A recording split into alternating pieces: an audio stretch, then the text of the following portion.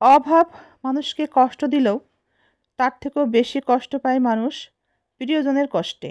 প্রিয়জনের কষ্টে কষ্ট পেলেও দুঃখ পাবেন না, ধৈর্য ধরবেন।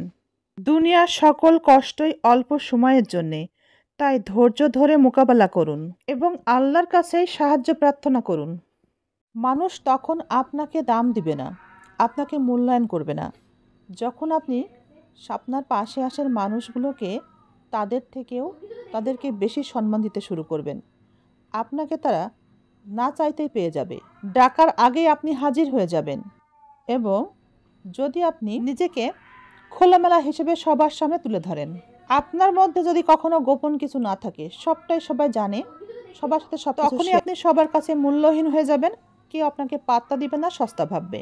স্বামী স্ত্রীর সম্পর্কের মধ্যে ইগো থাকতে নেই, অহংকার থাকতে নেই।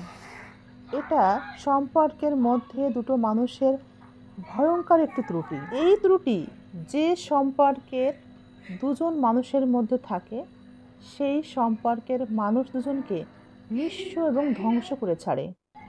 আত্মমর্যাদা খাদ্য পুষ্টি গুণের মতো, যার আত্মমর্যাদা কম তার মনের পুষ্টিও কম।